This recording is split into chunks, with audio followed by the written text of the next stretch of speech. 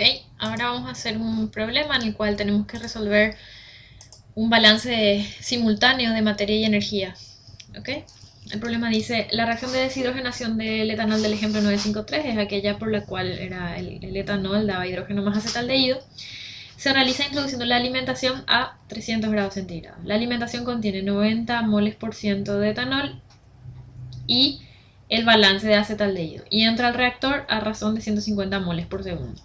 Para evitar que la temperatura descienda demasiado y entonces la velocidad de reacción disminuya a un nivel inaceptable, se transfiere calor al reactor. Cuando la velocidad de adición de calor es de 2440 kilowatts, la temperatura de salida es 253 Celsius. Calcule la fracción de conversión del etanol que se logra en el reactor. Nosotros habíamos visto que esta nos pide la conversión del etanol. Nosotros habíamos visto en el problema anterior que la reacción era exotérmica porque cuando el sistema funcionaba en condiciones adiabáticas la temperatura aumentó de 25 a cerca de 190 grados Celsius, ¿ok? Pero la máxima temperatura entonces que el sistema puede alcanzar era de 190 aproximadamente, habíamos visto en el problema pasado.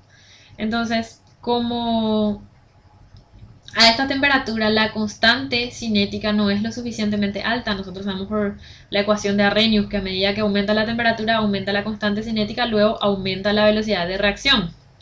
Entonces, a esta temperatura no es lo suficientemente alta y vemos que el sistema se calienta por eso. Por más que la reacción sea exotérmica, el equilibrio no esté favorecido con el calentamiento, preferimos calentar la reacción a expensas de asesinar, vamos a decir, el equilibrio, con tal de aumentar la constante cinética y aumentar la velocidad de reacción a niveles aceptables, ¿ok? Entonces, por lo visto, la reacción tiene que producirse en el orden de 250 grados centígrados para que la velocidad no sea demasiado baja, ¿ok? Entonces tenemos que nos pide realizar este problema, calculando esta fracción de conversión. Entonces vamos a proceder a hacer eso, para lo cual vamos a irnos a el análisis de grados de libertad. Entonces vamos a hacer el análisis de grados de libertad, ¿ok? Y veíamos que tenemos cuáles incógnitas, N1, N2 y N3, ¿ok? Entonces en el análisis de grados de libertad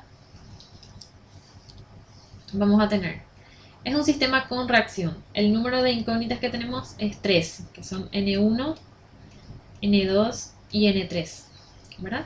Luego que tenemos más una reacción si hago el análisis de grados de libertad por especies moleculares. Entonces tengo más una reacción química, ¿ok? Luego tengo 3 especies moleculares, que son el acetaldehído, el hidrógeno y el etanol. Evidentemente las 3 son independientes porque aparecen en proporciones diferentes siempre que aparecen, ¿ok?